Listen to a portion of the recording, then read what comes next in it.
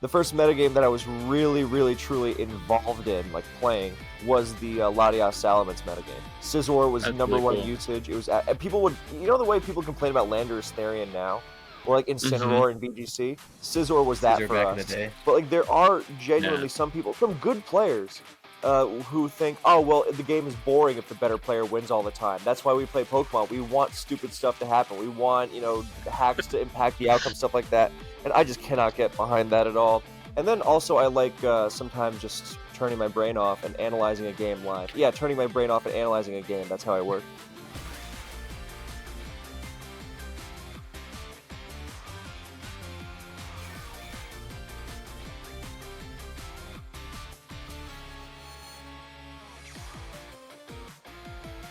Hey everyone, welcome to the Skilling Podcast, where we chat and get to know passionate content creators, competitive players, and all voices who make the Pokemon community incredible. Today's guest is a veteran in competitive singles, from discussing how the culture and game itself has evolved, his own personal hot takes, and the meta over a variety of different generations. He's looking to share what he's picked up along the way. It's our friend BKC, or Kevin. How's it going, my friend? It's going great. I'm glad you mentioned the hot takes. That's the name of the game for you, right? It wasn't always like that. Yeah. It just, after years and years, then I started getting annoyed that other people were playing the game wrong. And Yeah. and even the idea that it can be played a wrong way is, I guess, a hot take. Well, not everything. There's not one right way, but there are some ways that are not right. Right. And True. yeah, we're off to the races already. I was gonna say we're already calling out the entire player base. I guess you could say there's good, better, and best ways to play the Something game, like right? that. Yeah. So you can play the game one way, but you can always maybe do something a little bit better. So you're Yeah. here to help us out with that. You're here to push us in the right direction. So Absolutely. love it. I love it, man. And so me and you and Josh were kind of all chatting a little bit before the call itself. But we just kind of wanted to get started here. We know that you're kind of a veteran in this Pokemon space, but we were kind of curious, outside of the Pokemon sphere, what inspires you? What any hobbies or things are going on in your life that you're excited about and that you're kind of passionate about?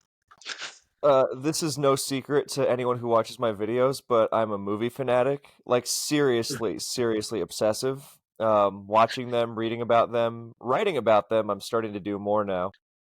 And I want to make movies Awesome. myself. That's like my calling in life.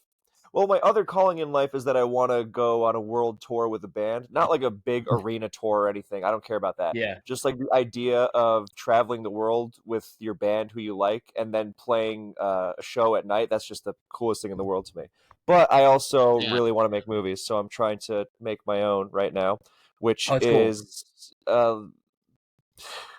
I'm very glad I had several years in the Pokemon worlds, because otherwise I don't know if I would have been able to handle the frustration that this involves. But yeah, movies a lot, music a lot. Before I was obsessed with movies, I was obsessed with music, and before Mhm. that, I was an obsessive reader, and I used to play a Ooh, lot of very nice. sports. Nice.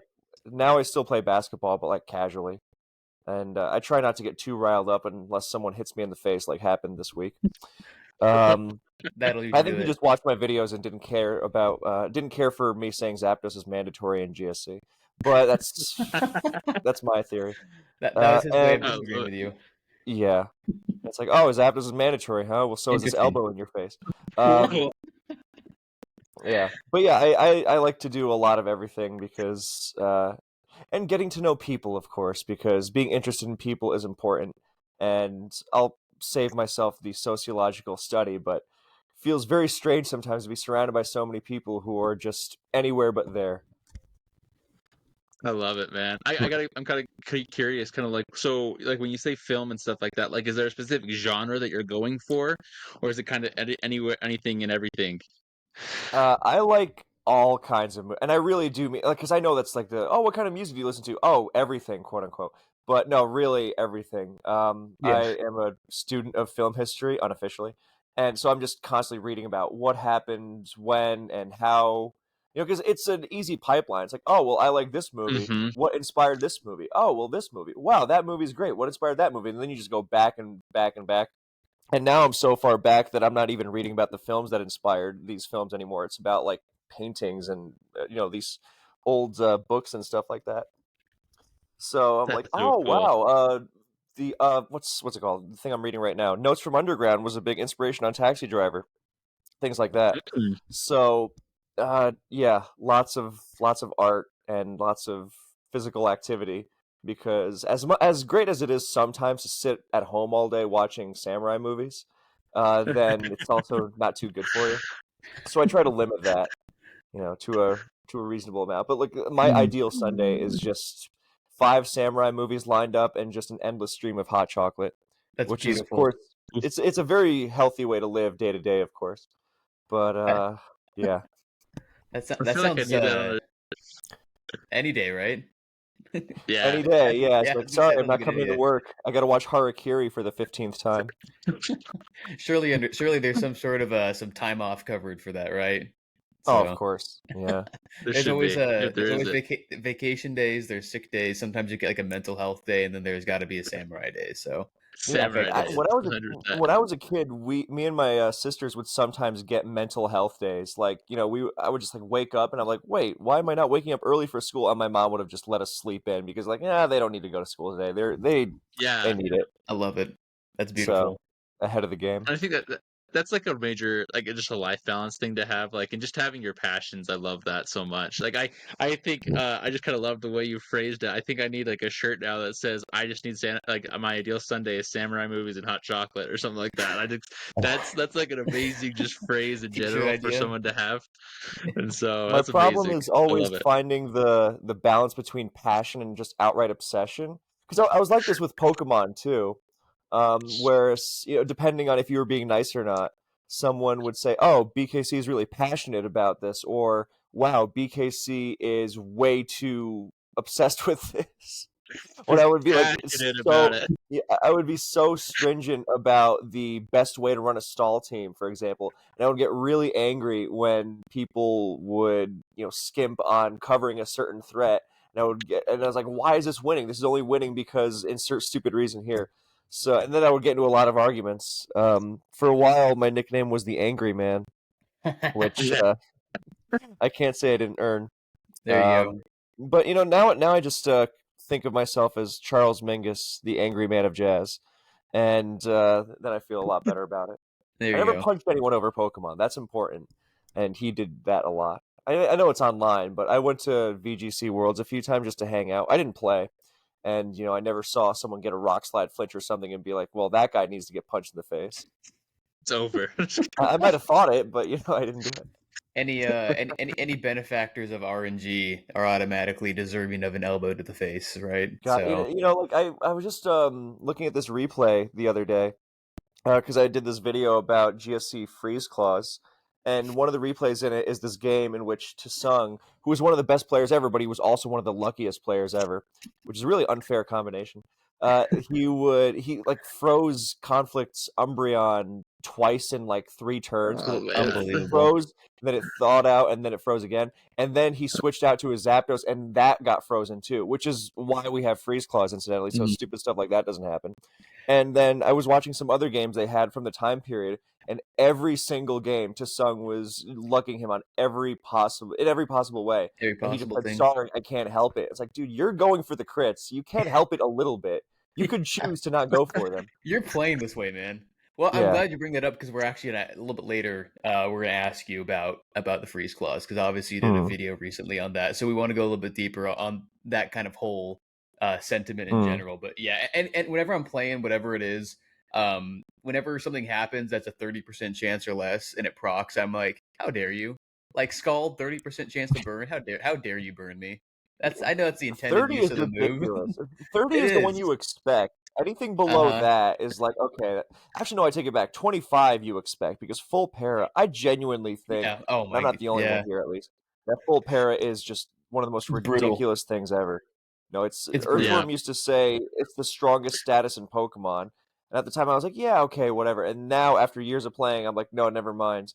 Because a big part of me for Pokemon is not just the end result but how you play the game because Mhm. Pokemon can reward stupid stuff sometimes. You can play like a Yeah. complete Yeah. moron and then crit your opponent 6 times and then you're good. But the thing about T-Wave is because we try to balance the game in a way that makes it conducive to if you play the game better throughout the game, then you should have the highest percent chance of winning, right? And with Right. Yeah. T-Wave, it's one of those kind of bailout buttons or paralysis in general. It could be glare from Superior or something. It could just be like, all right, well, I get that one para off, and then I'll just sub a bunch of times, and eventually I'll get that full para and I'll run away with the game. And Yeah. that to me is like Yeah. generally a sign that something might be a little out of control if you can just hit it once and then maybe you could say similar things for stealth rock. So I'll stop myself there before I go on a whole tangent, which is another weakness of mine. No, And this not is just in Pokemon, in every area of life, it's ridiculous. this is going right into the stuff that we want to dive deep into. And I mean, yeah, it's such a T wave. It does feel like such a free click and almost like a bailout move slot, especially in earlier generations where a lot of Pokemon can learn it. That And the I don't love all of Gen 6's changes, but the one where you can't paralyze electric types is a yep, beautiful one. That's a Gen really, 6. really good one. Yeah. Yes. And then obviously Gen 7, they lower the accuracy to 90% instead of the Yeah, that free stopped 100. people at first, and then it didn't because they Yeah. realized, no, it's still stupid. It's still pretty much a free click. So I want to ask you really quick before I ask you about your Pokemon journey and everything like that.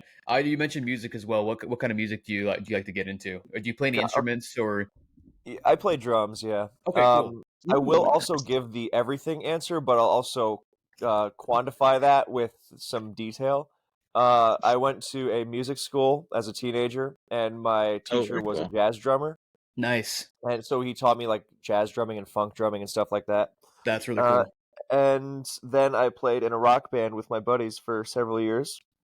And rock is the biggest umbrella in the world, or like Yeah. jazz too. But like rock, it could be anything from like the Beatles, which I think I could go the rest of my life without ever hearing back in the USSR again because we played it so much. Yeah. Uh, and it could be the Beatles, or it could be the Stooges, my favorite, or it could be the Dead Kennedys, or it could be My Nice. Bloody Yep. Valentine, or it could be a million other things. So, if I had to pick one genre, then I'd pick rock because it has the widest umbrella.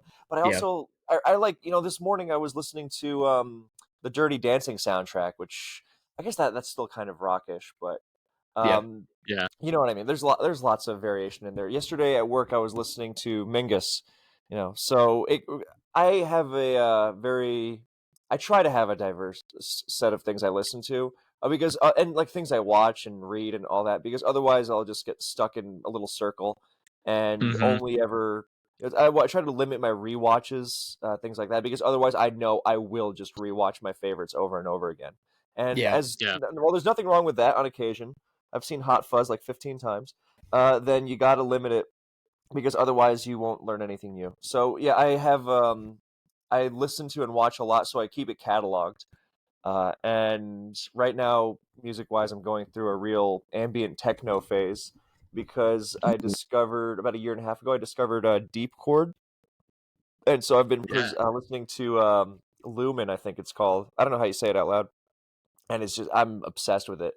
It's perfect. So a lot of ambient stuff like that too. So and I know there's That's always more. awesome. There's always a million things more because when I was a teenager I would also keep up with new music a lot, and now I don't very much at all. Mhm. I do it like once or twice a year, and then I'm like, oh, that was cool, and then because I know there's already so much to discover from previous years, so I Yeah. try to Yeah. get a historical foundation first. So yeah, No. I really do try to Definitely. make it a little bit of everything because when I was a teenager, it would literally just be rap or extreme metal. Like there no in between. Yeah. I Yeah, love it. the one exception was My Bloody Valentine because that was a non-metal band that was approved by the metal people. And then like There you other go. little stuff like that, like Dead Can Dance. But yeah, and final thing is that I listen to a lot of movie soundtracks now.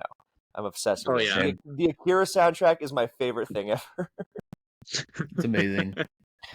I love that so much. As I've been watching uh, recently like some movie theory stuff just in a variety of different channels. Like I think I don't know if I like have really ever understood like fully just how much music can, I mean, first and foremost in life can really just contribute to ourselves, but also in like movies, like how instrumental they are for the storytelling aspect of it.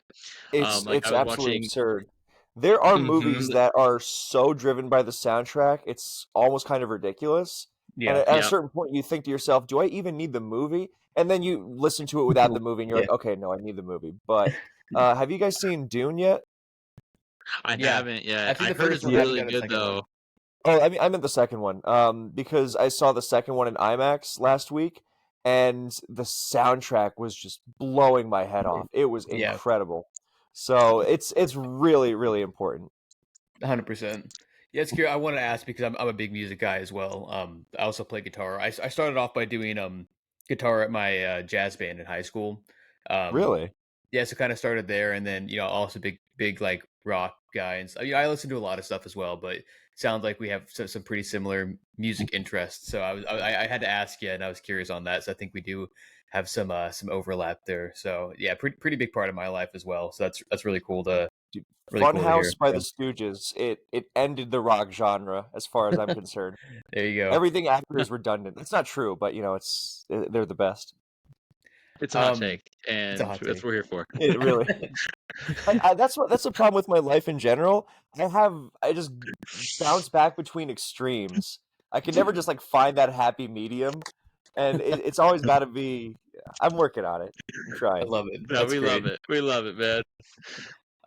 Want to ask you. So, of course, now talking about your Pokemon journey, did you play the games growing up? How did you kind of transition from more of like a casual relationship with the franchise into now we're here in the competitive scene, we're getting into the nitty gritty that only like the 1% of the fan base is actually diving into. Tell us more about that journey. um. Yeah. Well, like everything else, I was very Pokemon obsessed as a kid. Mm. The games, of course, the show, the cards. I used to get very annoyed because I would want to play the trading card game with my friends, but they wouldn't want to follow the rules, and they would just say, "Oh, well, Charizard used Fire Blast." I'm like, dude, that's not how it works. You're like, no, So, no. yeah. So yeah, I would play the games a lot. Like, I think the first game I was aware of was Red and Blue, but the first game I actually Hmm. played was Silver, and I was Ooh, annoyed that it nice. wasn't Kanto because I was like, I just want to play Red and Blue. But yeah, so like the early stuff, like with a Game Boy and everything. Not and no, the first one was a Game Boy Color. But yeah, it went from that, and then I started playing less Pokemon around 9 because I started playing sports really seriously, too seriously for a Hmm. 9-year-old. And then around when yeah, in 6th grade, I was 11, and the year was 2007, about a million years ago. And I made this new friend, and he was like, "Hey, are you into Pokemon?" And after the age of like 8, then Pokemon was not cool back then. So you Yeah. had to like, if you still played, you were like, this is a secret. Nobody can know this. Um, Yeah, exactly. and so I gave this, the safe answer. I used to be. And he was like, "Oh, well, Pokemon Diamond and Pearl just came out. They look pretty cool." And I was like, "Really?" So I went home and looked it up, and suddenly, and it was back. And for my 12th birthday, I got a DS Lite and Diamond, and Nice. I was just more obsessed than ever. And on the way there, I discovered because I was looking up, before I had the game, I was looking up Pokemon Diamonds, just in general on YouTube, which was also a new invention back then. Good lord. Hmm. And there was this guy named well, the first there was a guy named Pokemaster Emil. His channel's Okay, still up, yeah, I yeah. think, and he had beating the Elite Four, stuff like that. Yeah. And then he also like had this video about he talked about how his Pokemon were an EV train. And I was like, what is EV training? I've played every aspect of these games, the first 3 generations, and I've never heard of EV training. And then turns out it's like an insider secret, apparently. Yeah. And Uh-huh. then I discovered Maryland, who was also doing Yeah, Maryland. Maryland and Super Skarmory, and some other guys Hmm. like Yeah. Jaden Survives, just like really, really old. Good lord. And Classic YouTubers, dude. Those are the classic PokeTubers right there. dude, it's ridiculous. Or Zelda Master Timmy, MTG Xerxes. It is Hmm. Mhm. mind-boggling to me that we now have users in the Pokesphere who are younger than these YouTube channels when they were starting out. Yes. Honestly, Yes. yeah, it's That crazy. just that feels unfair. Anyway, so yeah, I started watching these because they weren't just doing playthroughs, but they were also battling each other. Mhm. And I was obviously the catalyst was the Maryland video where he beats a level 100 Empoleon with a level 1 With the Rattata. Rattata, yeah. Yep. The Yeah, and I was like, Untouchable video. whoa, oh my god, how does and he leads off with Salamence, which is my favorite Pokemon, and he used Dragon Dance. I was like, wait, Dragon Dance, that doesn't do damage. Why would you do that? The classic, yeah.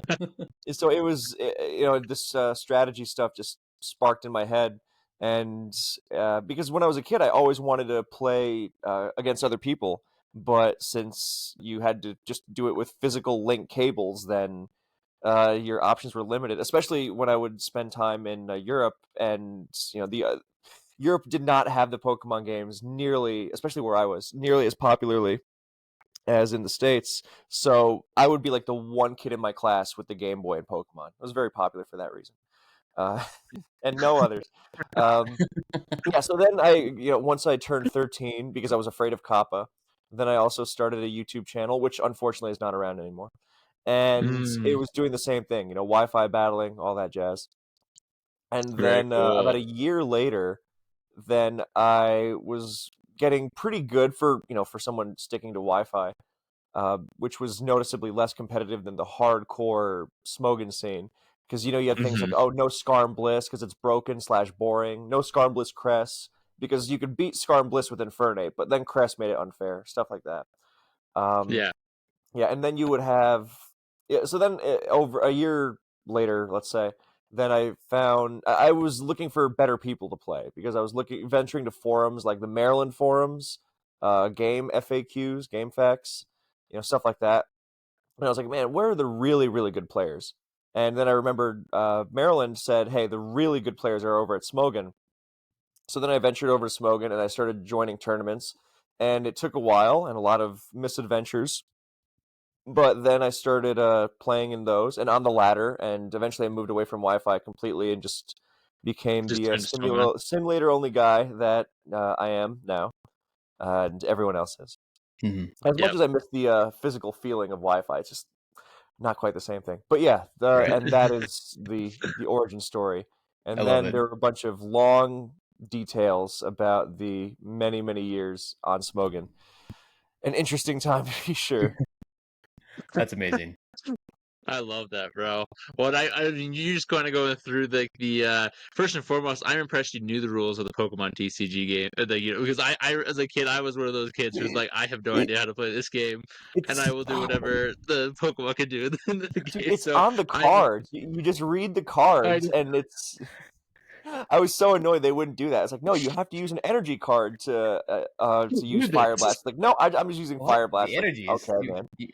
yeah, I remember my brother would always be like, he's like, no, it's just whatever Pokemon has like the highest HP. You put the card down, whoever has the highest one is what trumps. And I'm like, that's definitely not how it works. What are you talking That's how about? everyone at my school played Uh it. Yeah. so he's have like a It massive doesn't. It's not. stack, lay it down and Dude, lay even down like at like his yeah. I'm like, no, that's not how it works.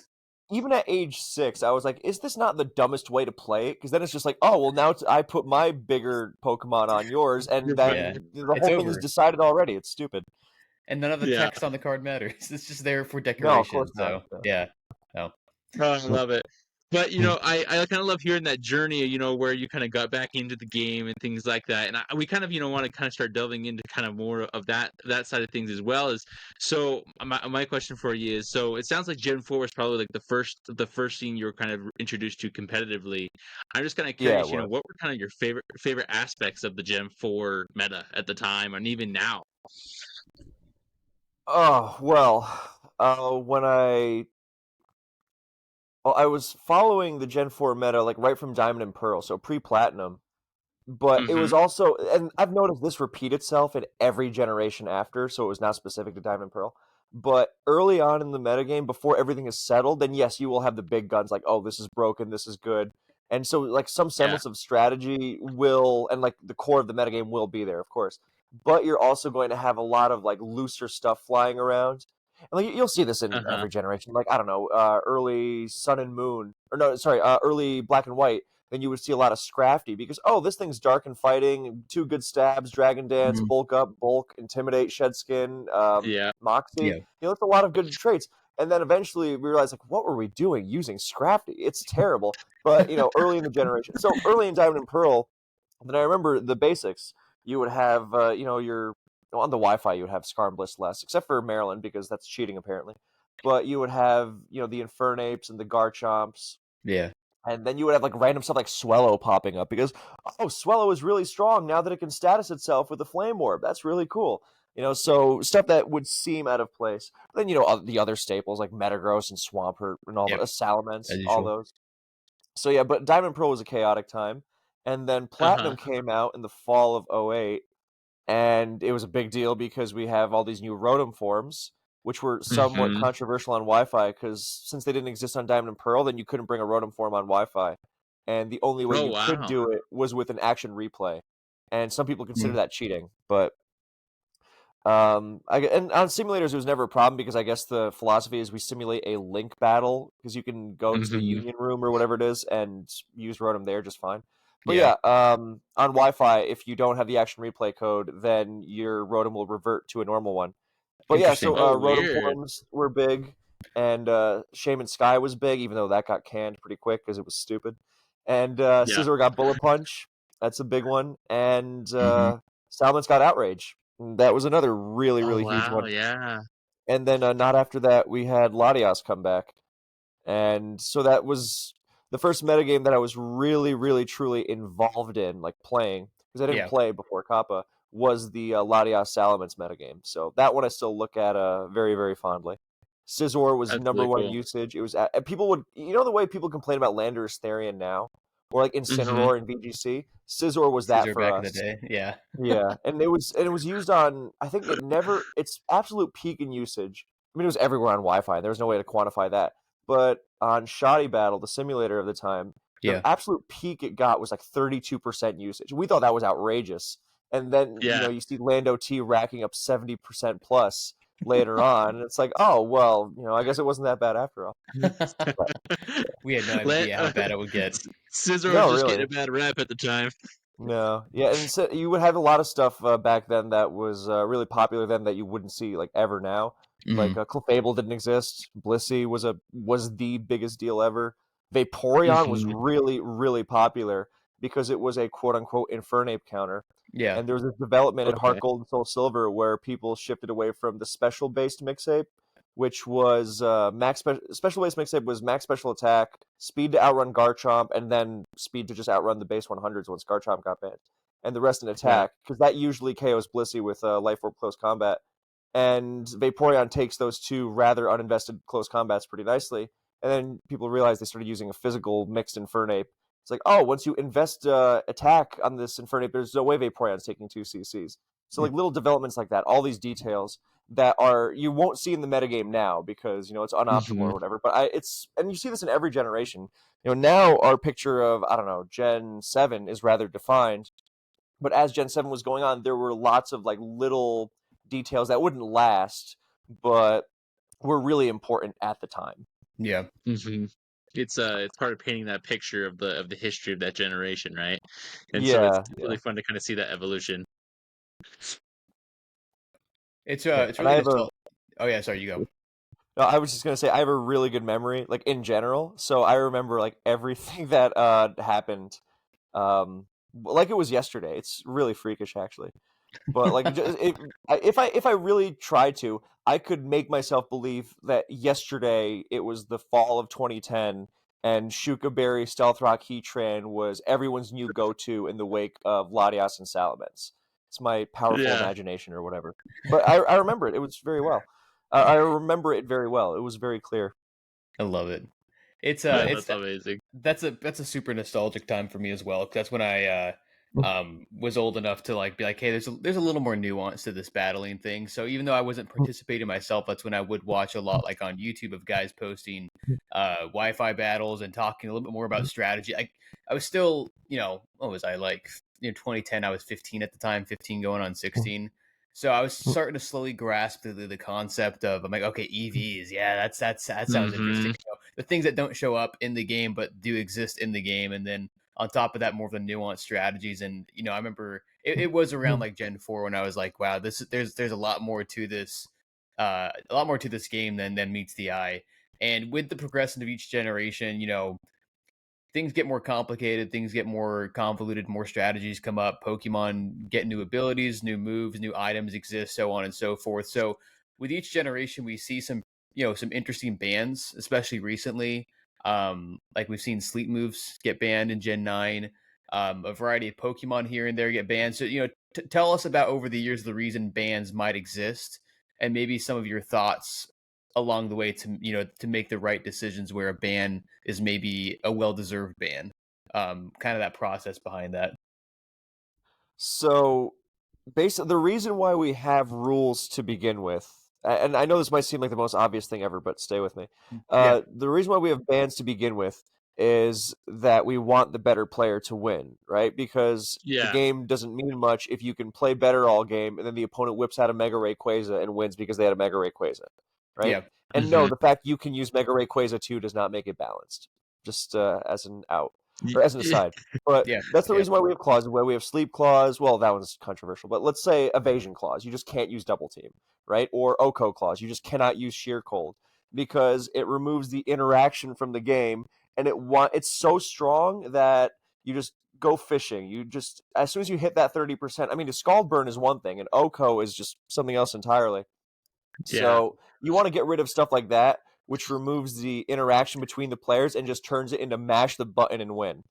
Mhm. And with banning Pokemon, obviously not everything is going to be Groudon, which Groudon will never be allowed in OU. But not everything that Hmm. has to be as broken as Groudon in order to deserve the title of Uber, or banned from whatever tier, like banned from NU to NUBL. So the reason we will have that is for this reason. And I'm sorry, what was the second part of the question besides why we have bans? Yeah, maybe just some of your thoughts on the way to make the right decisions to ban something, not like just banning something willy-nilly or Hmm. just because it seems Just powerful. because. Like, yeah, Yeah. Okay, I have to preface this by saying this is an opinion because nobody agrees on this. Nobody. yeah, Sure. Sure. yeah, It's not even a matter of experience or anything. You will have the most accomplished Pokemon players ever disagreeing with each other on this. You'll have them yeah, flip flopping their opinion on a day to day basis, for that matter. Hmm. But for me, it's about removing stuff that makes it more difficult for the better player to win because by definition if you have such an element then the way the players play in the game is kind of irrelevant because then you can just whip out this button and there you go. It's it's why over. people used to complain about Magirna, for example, in Gen 7 because you would play Hmm. great the whole game and then Magirna would just destroy you no matter what you did at the end. So I remember Blunder was a big advocate of that kind of thing. So you want Yeah. to remove elements like that, and not everything is so extreme necessarily.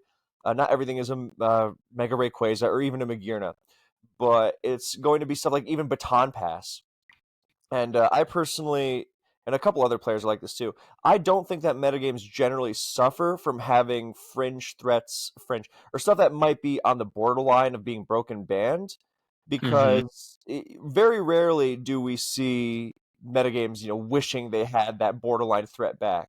Hmm. Because a lot of the imbalance comes from not being able to take on all the threats in the game. This is why GSC and RBY are so prized because whatever their issue is, whatever you think about, their mechanics or whatever, the fact of the matter is, with a good RBY or GSC team, you will never be completely hapless against what your opponent brings. I mean, yes, there are advantages, right? Like Zapdos into Rhydon and RBY, things like that.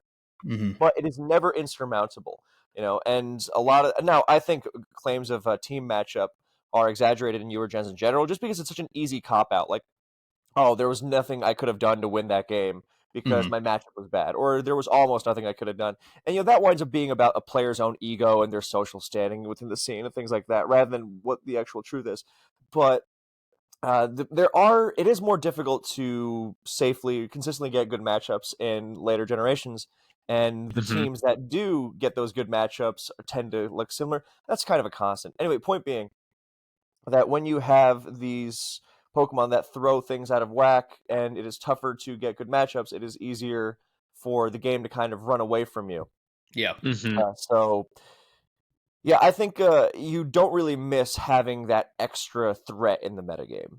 So, like, let's say in Black and White that we didn't just remove Landorus Incarnate, we removed Keldeo after it. I really don't think the metagame would have missed Keldeo. Like, even if you don't think Keldeo is broken, I don't think Hmm. Keldeo being or being gone would negatively impact the game at all. And or Mhm. even something like Pure and Black, these Pokemon that are basically just huge offensive threats Yeah. and don't really contribute much else. I mean, yeah, Keldeo has some defensive use. It checks Cloyster, whatever.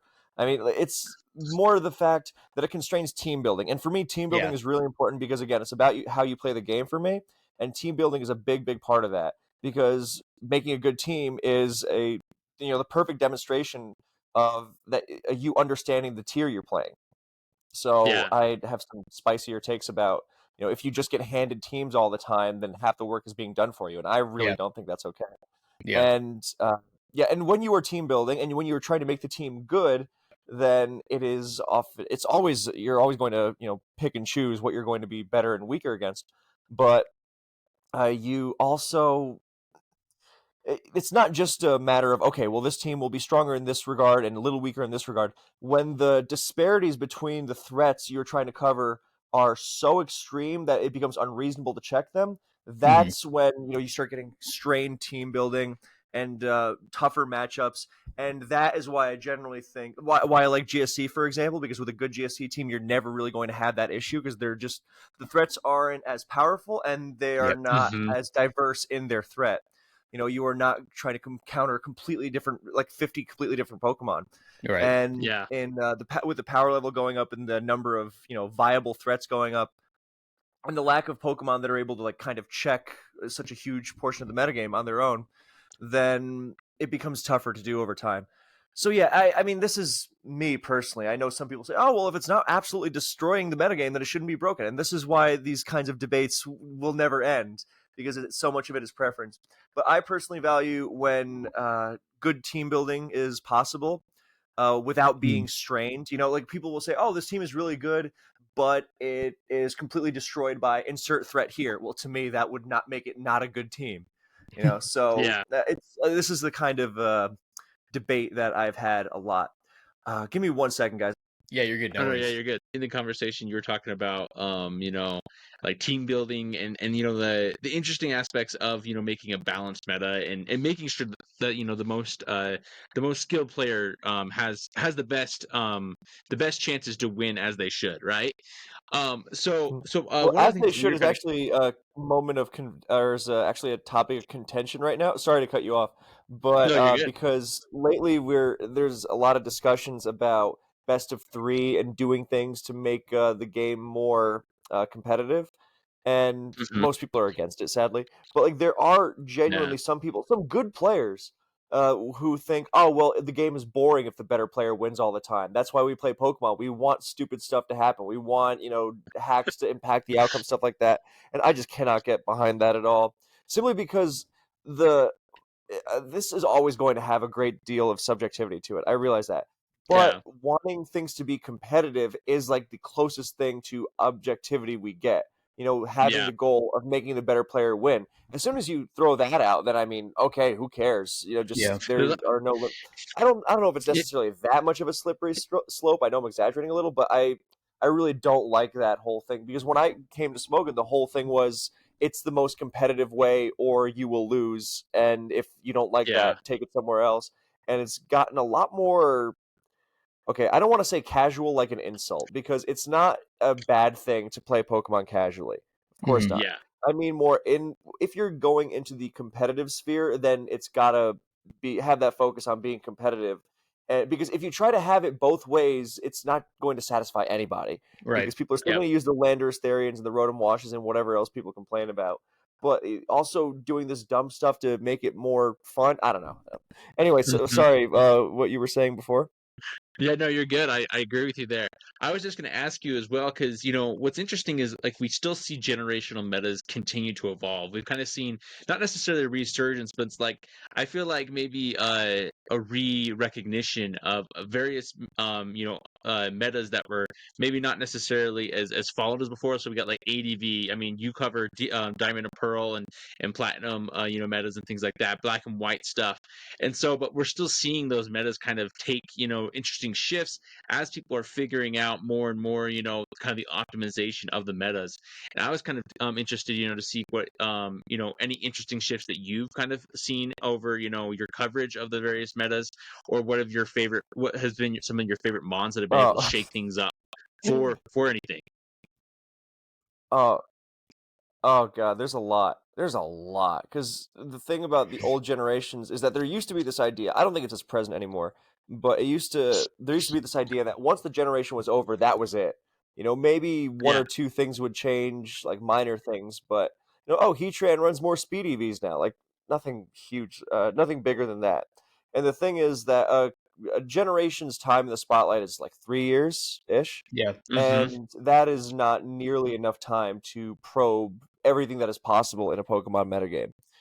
So, I mean, it took us forever to start really spamming Clefable the way it was, and now people want to ban it, And that Yeah. wasn't because the previous players were stupid or they didn't know any better, but because the metagame was still evolving. And if you Yeah. drop Clefable into the 2010 metagame, for example, it would probably get pummeled pretty good. So, or decently anyway. But the most enjoyable developments I've seen, I think, I really like this period of Black and White in 2016 because it kind of relates to the fact that Reuniclus is broken alongside Spikes, and the metagame goes through these phases where we kind of over focus on Reuniclus's brokenness, and those are really unfun because the logical endpoint of Black and White is a full Spikes down Reuniclus Calm Mind War to end the game.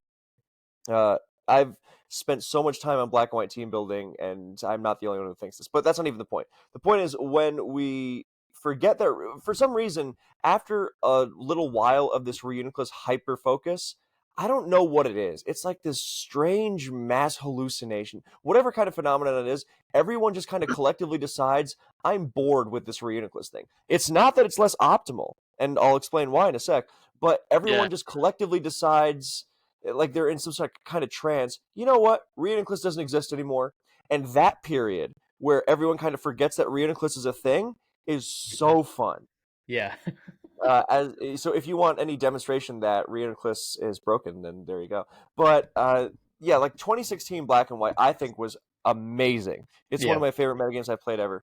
And there was a lot of development in Scarf Garch because people before, when Black and White ended, everyone was kind of so sick of it, was so ready to be rid of it that they stopped playing it. There was no development for a long time.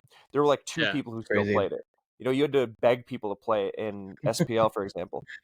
As opposed to Diamond and or Gen 4, which continued to have people dedicatedly playing it, like after Black and White came out. Anyway, so in 2016, then Reuniclus was forgotten about. Nobody had realized how broken Sandrush Excadrill was on Rain. So we had this very pleasant metagame where it hadn't fully been figured out at the beginning, but people were saying, oh, Black and White is such a cesspool. It's so hard to figure out because Volcarona and random sweepers. And then I started using Scarf Guard. Well, of course, I'm fond of it because I was involved in it. Sorry. But I started using Scarf Garchomp, and then people realized, hey, Scarf Garchomp is amazing. And CL was a big, big fan of it. He used it to win Smoke and Tour. And and some others were really pushing it to the forefront. And suddenly you had this massive explosion of creativity where there wasn't really a defined. I mean, Sand was the best, obviously, but it wasn't like one defined rigid structure, and there was so much possibility in what you can do, so many variations. And that metagame was really, really, really pleasant. I like that one a lot. So That's the cool. Scarf Garchomp development of 2016, before we realized that Rush Excadrill on Rain was broken, before we remembered that Reuniclus was broken, the same thing we're wrestling with now. It was kind of it was kind of pleasant because that kind of metagame is my ideal for Black and White, where realistically ideal anyway, not my hyper idealistically, get rid of Rain and Scald and all that things, where you just kind of accept, okay, this metagame is a mess, but you can find some sort of control in the mess. You can't control the whole thing, but you just accept that you're going to be dealing with tentacle rain and all sorts of stupid stuff, and you just Yeah. kind of go with it. And that was the Scarf Garchomp era for me. Other than that, too many, too many to Too list. You'd many. have to narrow it down. But I like a lot of different movements from GSC all the way through Oris. I like the other generations too, but I haven't followed them as well. I used to play a lot of Gen 7 when it was current, actually, and I had Yeah. Oh, some wow. success in it, and then also some really bad moments. And I really like keeping up with it during the current gen, but then afterwards I just stopped Lose playing it. interest. Yeah, Mm-hmm. Yeah, makes sense. yeah. It's been cool. I just hearing you kind of go through all that and some of that's why it's been cool to see how over the years, especially with the obviously with people having more access to a battle simulator and with Showdown, where Hmm. people can dive into more things. You get more hands on a certain meta. You get more people looking at it. It's dissected more and analyzed more, and you get like resurgences. You get like new metas, like 7 to 8 to 9, 10+ years after the game was even released, and it's cool to kind of hear you go through all that and how much that's happened. And one thing I want to ask you on as well is with items also, just kind of your take on item usage over the years, because especially one of your recent videos, you dive into the life orb, right? This is about a month Yeah. ago. I really enjoyed the video. So give us your take on item usage over the years and some of your favorite metas, and then specifically maybe kind of summarize your thoughts and tease that life orb video, because I thought you had a really interesting take that I hadn't really heard as much before on the on that infamous little purple ball. So I think when I was first coming up in Life Orb, you would throw it on everything. yeah, oh Infernape, yeah, Yeah. everything. Salamence, Salamence, these yeah. Pokemon that now we would not, dare to run Life Orb on because it makes them get worn down so quickly. But back Hmm. then, you just Mm-hmm. throw it on everything. The power is good. You don't have the restriction of a choice item. And then over time, you realize that defensive teams are still going to be good, of course, but a lot of their defense is not going to be hard walling things so much as playing around things. And as hard as a Life Orb Pokemon hits, barring things like Reuniclus or Magikarp pokes, or Right. even something like Lucario, which is so resilient to rocks and sand and toxic that you don't really mind the Life Orb recoil. But for most Pokemon that are vulnerable to these other things, you kind of let them wear themselves out. And a lot of these metagames also go in the direction of defensive teams kind of being optimized, in that you ignore passive damage and just run these like Superman style teams that just don't care about spikes, have all the longevity in the world. And these teams are also especially good at choking out offensive teams that don't have longevity. Because, I mean, it's Mm-hmm. the age old thing. Offense needs to beat stall fast. The longer the game goes on, the worse it is for offense. Yes. And with offense trying to avoid getting choked out, then you don't want to hand your opponent tools to help them in that regard. Yes, Life Orb Exactly. will help you hit harder, and sometimes it depends. Like a lead-off Life Orb Dragonite, that is something else because there's no rocks up. There might not even be sand up yet, so you are getting the most out of its power Mhm. without compounding how badly it gets worn down. Exactly. But Mm-hmm. for other things, then the game has definitely shifted away from life orb usage over the years, as one example.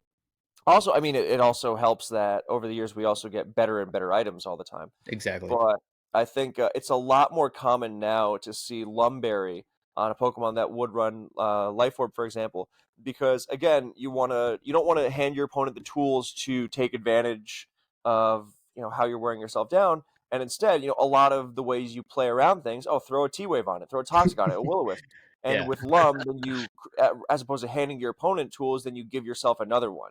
Yeah. So it's interesting, and I think we've also seen more choice over the years. We have definitely seen A more lot more choice. band and specs and uses wall breaking tools. Hmm. Uh, Hang on, I'm trying to remember these two thoughts I have so I don't go into a tangent and miss one.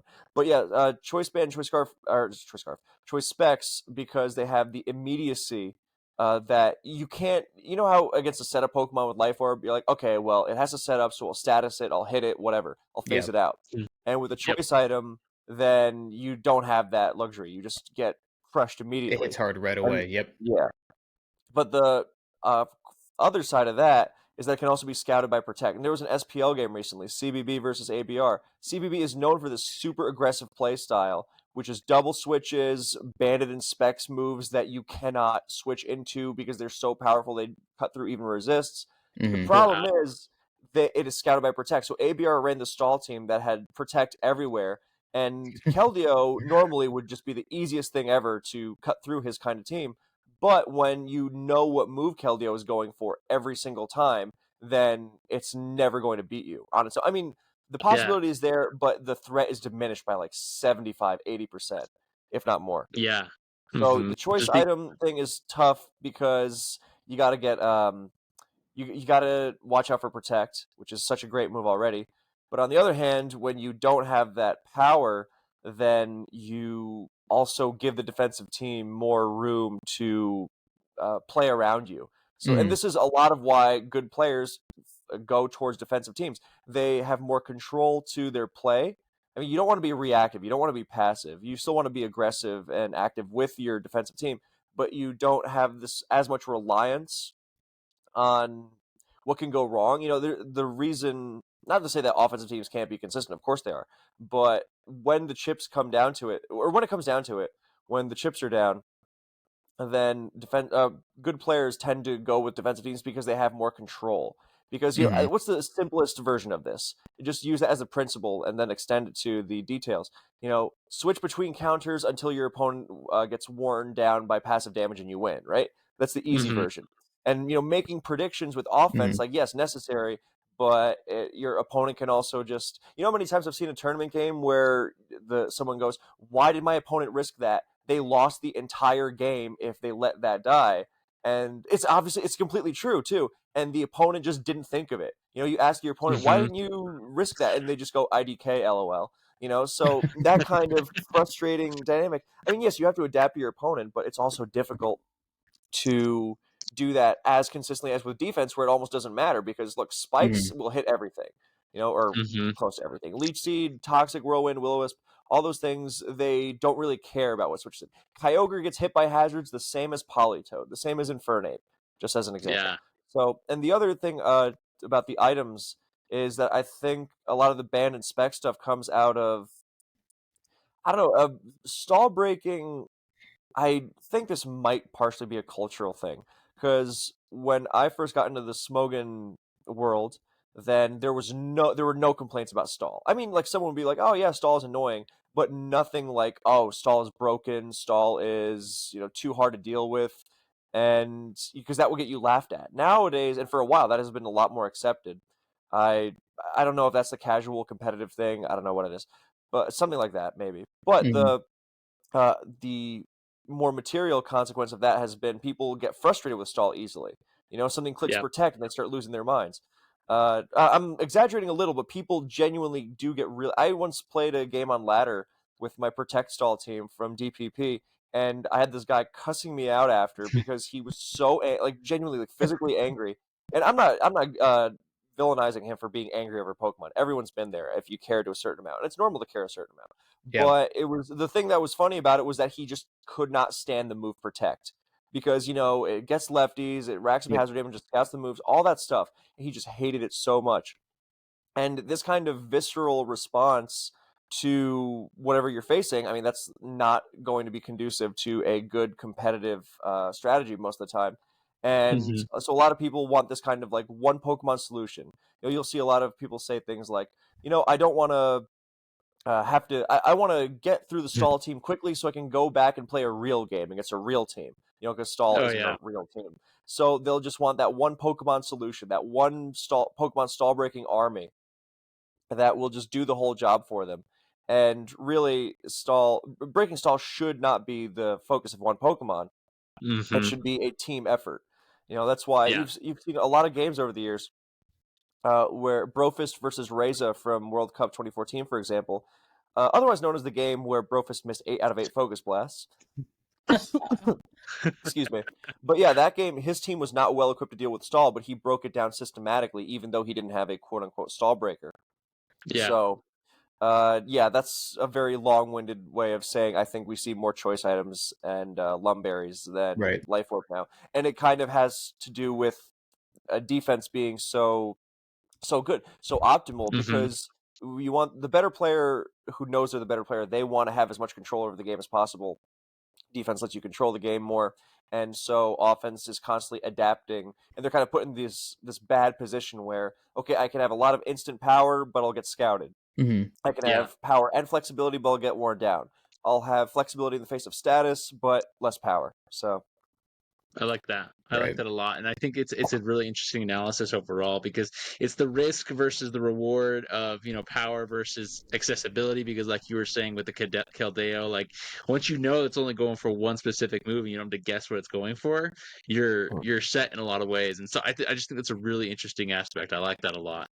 I have a question now, kind of maybe not necessarily going away from the competitive scene, but on your channel and things like that, and I mean you being integrated into this community for a while now, we've seen you've done videos with Jimothy Cool, you have a video with Pang on there, and you always reference various different trainers and battlers out there, in the different tournaments and things like that. What does it mean to you to kind of like have this sort of like singles community being built up and kind of being a part of it for so long, and like what's the importance of having this kind of community and this kind of area where we can talk about these sort of things and really let our competitive passions shine?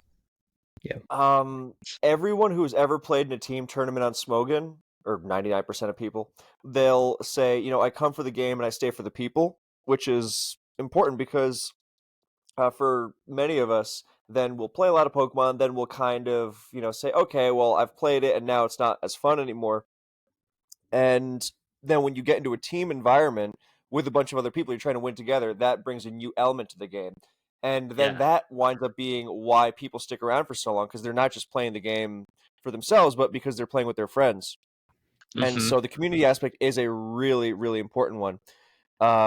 Yeah, the community is not always what I would say is the most positive. And I'm not even just talking about like cheating or whatever. I just think I don't know, maybe I've just grown out of it. But even years ago, I was not a fan of a lot of the behavior that goes on. Not Right. that I was a saint, obviously, but just I mean a lot of people's idea of fun is being as nasty to others as possible, which I know, Mm-hmm. people playing video games on the internet. What do you expect? Right. But I wouldn't have stuck around if it was just that, obviously. So good with the bad. Not to be too, because I also really don't like when people are lenient on this kind of stuff. It's like, oh yeah, well that guy was a complete moron, and I hated being around him, but I kind of miss him. He was fun. It's like, no, I don't miss him. No, He I was don't. the worst. He I sucked. really don't like that rose tinted, looking backwards approach. But yeah, you come for the game and then you stay for the people, basically. So the community is the Mhm. most important, because otherwise we'd all just be playing the game in a bubble, and that does not have much staying power at all. Mhm. And instead, now you have people who, I mean, yes, you'll always get the Pokemon bug after a while. You'll get the itch to try something again, like, oh man, I just had a great idea for this DPP team or whatever. But Yeah. it's the people that you come back and do it with. That's why you have people around on Smogon who have been around for 2 decades at this point. Even longer than Yeah. me. If it even seems possible, of course, haha. But actually, like there are guys in SPL right now who are around when Gen 3 was the current gen. Who are Wow. around when Gen That's 2, crazy. Gen 1. There's one player at least around right now who I know has been around since Gen 1 was just. It wasn't even called Gen 1. It was just Pokemon. It's just You Pokemon. know. Yeah, Yeah. that was all it was. That's all we had.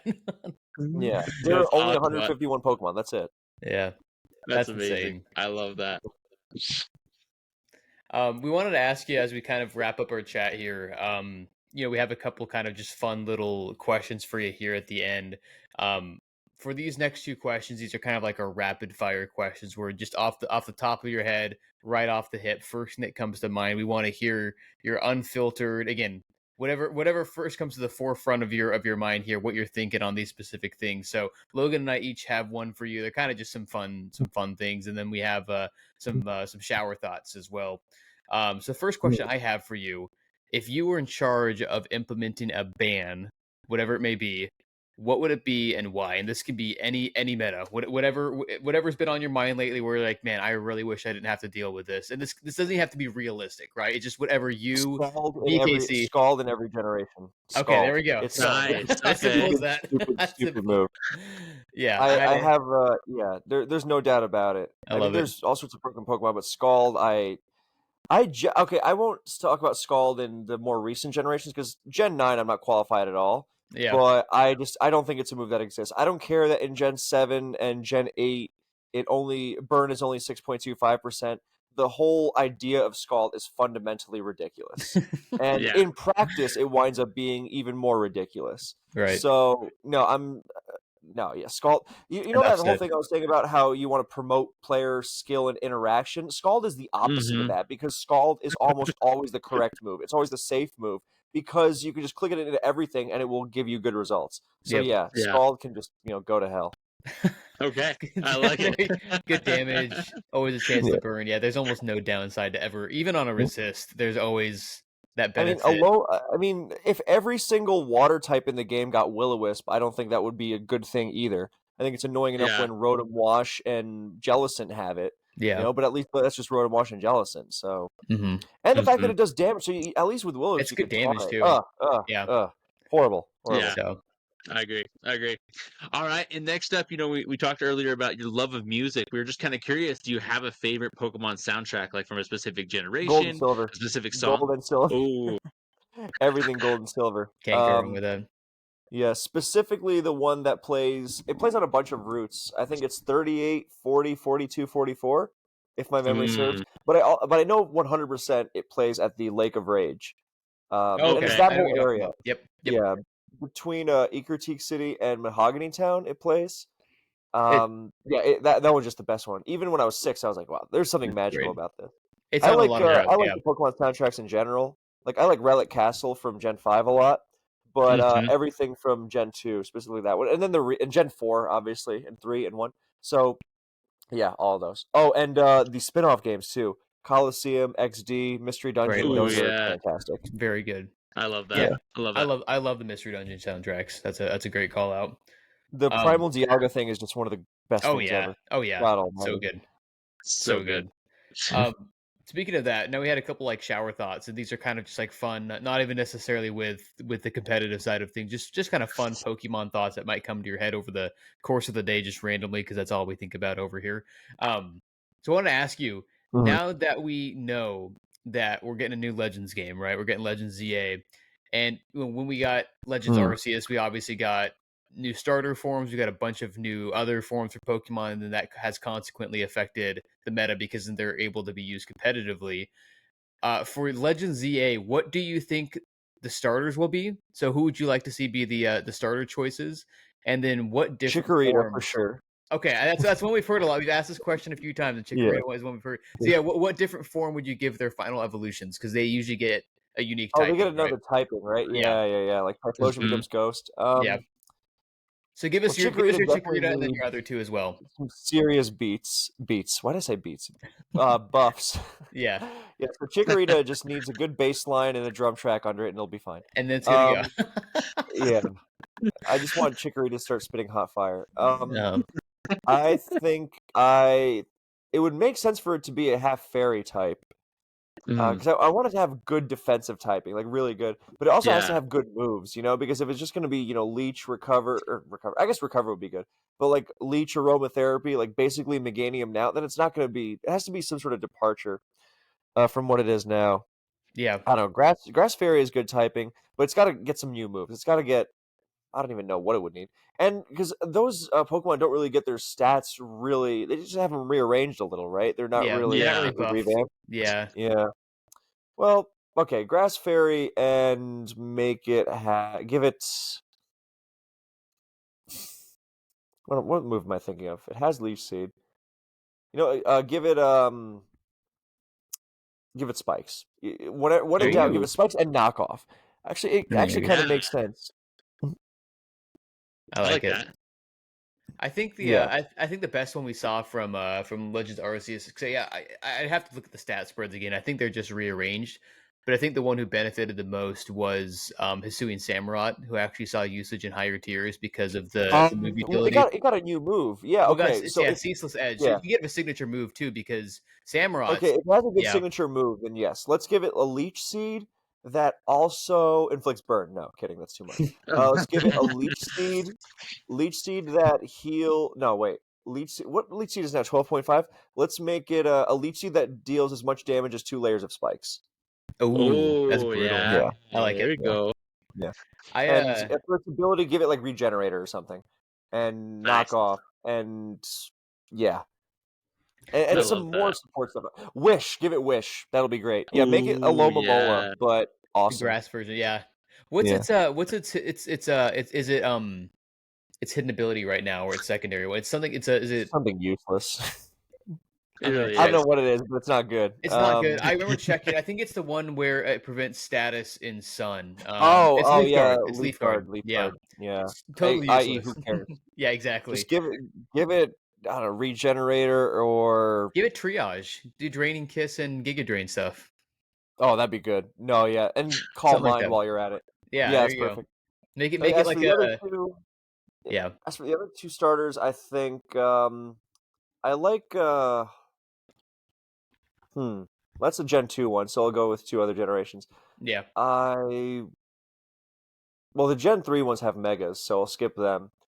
Okay. I would like Infernape to finally get back Ooh, out there we there. go. So give a Chimchar a form where it's half. God, what else could Infernape even be? Well, I guess it didn't really make sense for Typhlosion to be a ghost, so there's license. Let's make it Steel. Let's make Infernape a Heatran, Ooh. and it'll have a signature move which actually there doesn't have to be a link because why would a dark move set up spikes? So let's give it a move where it is Stealth Rock and Will-O-Wisp in one. Yeah. Oh, that's Yeah. cool. Like Yeah. almost sick. like a meteor storm or something like something like that. That'd be cool. Yeah. Yeah. What's the cleaver one is Stone Axe? Yep. Yeah. Yeah, Mhm. sets Yeah. rocks and hits. It's ridiculous. It's very annoying.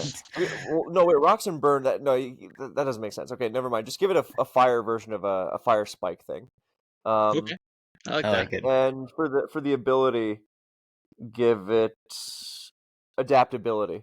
Yeah. Mm. Because Beautiful. it just doesn't hit hard enough for what its stats are anymore. So you got to give it that boost. And yeah. And for the last one, for the water one, I would go with. No, you can't give it to Greninja. Greninja gets too much already. Let's just go with Blastoise because Gen 1, of course. There you And go. this gives you the opportunity to make it, I don't know, half electric. Because it already learns Zap Cannon, doesn't it? Yeah, I think It so. does in Gen 2. I know it does in Gen 2. I don't know if it does after. Okay. But yeah, make it an electric. Make it like Lantern, but way, way, way stronger. Actually, Good. no, the Gen 1 ones also got Megas. God. Okay, so give it And to. Gigantamax. Yeah, never mind. What's the Gen 8 one? Right, that's Inteleon. Inteleon. What a ugh, it's so bland. God. Yeah, not a fan of that one. Okay, let's do the Gen 9 one because I like it. It's hilarious. There you go. Okay, that's good. Yeah, Perfect. make it water grass and Ooh. make it linked with Mirror B somehow. You know, because I it like reminds me of Mirror B. Oh, it's perfect. Just Yeah. make it like a whole Ludicolo thing. Rain That's Dish, actually Swift perfect. Swim. Yeah, and its signature move is actually no. All 3 of them should have the gimmick of having a leech seed of some kind. So Infernape has a burning leech seed. Meganium has a stronger leech seed, and Quaquaval has a spiking leech seed. I Yeah, like what could it. go wrong? I agree. Surely, I just want surely. chaos. Yeah, I was gonna say surely nothing chaotic will come of that, but Yeah, we you love can it. pair all 3 of these for amazing results. I'm sure. I mean, everything runs boots now anyway, Yeah. so Yeah. Yeah. yeah. Whenever I watch Gen 9, I this is how I know I'm out of touch, because I can follow with what's going on, but all the Pokemon look the same to me, and I'm just like, Mhm. oh god, this is what people used to say about Gen 4. It's so It's like, funny. I It's get mixed happening up in all the again. great Tusks and all the Paradox forms. I mean, I know they're all robots and whatever, but good lord, yeah, I get mixed Mhm. up a lot. You're good. We're right there with you. Just kidding. No That's worries, awesome. brother. Again, we just kind of want to, thank you for coming on the show. We've had a blast talking to you. Before we wrap up here, we want to give you kind of a second to plug anything that you might be coming up with here in the next couple weeks. And also, if you have, any words of wisdom to give to the people, whether that be, Pokemon related or life related. So yeah. Well, it's funny you say that, actually, because no, it really is, because I have this video plan that I keep putting off that I should really do now. It's about how competitive Pokemon is actually good for you. Like, Oh. because I make a lot of jokes in my videos. It's like, wow, this piece of wisdom regarding competitive Pokemon is applied to life, and it's a joke, but it's also true. Hmm. And Yeah. because when I was coming up, there was like a lot of guilt among us about playing Pokemon. Oh, it's a kid's game. Oh, it's useless. All that stuff, which now we mostly know is not true. Yeah. Yes. But then people still think, oh, I'm just wasting my time playing the game. And yes, obviously you can overdo it and just do nothing but play Pokemon. I'm sure we've all been on those 8-hour laddering sessions. Ha, 8 hours, he says, as if it wasn't really 12. Um, Actually, I don't know what the longest I ever laddered was, but I know that I never did what they did with this one ladder tournament where the deadline was hidden, because they were like, "Well, no way, someone's gonna ladder for 24 hours straight just in case, right?" And people did And exactly sure that. enough, So people laddered for 24 hours straight. Yeah. that was, I wish I'd seen that live. That would have been really something to behold. Anyway, just the humanity on display. Goodness. Anyway, yeah. So I have this video coming out soon, I guess, where I put together all the reasons why I think competitive Pokemon is good for you, not just because, critical thinking and whatever, but because it really is the microcosm of the real world. Like, Hmm. this is kind of ridiculous, but like every time I see like some sort of incredibly petty political dispute between these two people in office who should really know better, I'm just like, huh, that reminds me of that time there was a power struggle on Smogon. And I know it sounds ridiculous, but a lot of because the essence of it is that human nature is human nature wherever you go, right? And yes, maybe the Hmm. internet enables it a little more, but the essence of it is that, I mean, there's good and bad. Like, on one hand, you really cannot and should not be surprised when people do something that is really, really not okay. Yeah. On the other hand, you also experience just the possibility of creativity and hard work and all that stuff. So yes, it can be a very fruitful thing, and if you apply it the right way and look at it a certain way and all that, and there's a lot to learn from it. Like, I mentioned this in this video I did about a game I had with Blunder a long time ago, about how nostalgia is insanely appealing and so tempting, and just let me live in the past, and Hmm. then that will just ruin your life if you do that too much. Yeah. Um, yeah, so things like that. That's one thing I have, and other than that, I'm just trying to upload a lot more now, Cool. and like the history of Advance and how it's developed, which is a long ongoing thing, history of DPP, and then also I like sometimes just turning my brain off and analyzing a game live. Yeah, turning my brain off and analyzing a game. That's how I work, and yeah, doing a game live, because if you have a big tournament going on, that's a lot of fun to do. Those are really fun to watch. I And love watching yeah, those kind of things. especially with the stakes. I have noticed a lot of the YouTube audience. I mean, talk about specific, because there's competitive Pokemon, there's competitive singles Pokemon, then there's competitive singles Pokemon on Smogon, in Yeah. tournaments where a lot of people don't even know what that is. So, they see two big names fighting each other. It's like, well, what do I care about that? Hmm. But there's a lot of interest to be gained from that, I think. Just even though I wish it was best of three and all that, then from the way these great players approach the game and play against each other, then there's a lot to be learned in every aspect. And yeah, that's basically it. I And love I'm it. also still working on my movie, but that's a very long project. That's awesome. Love it, man.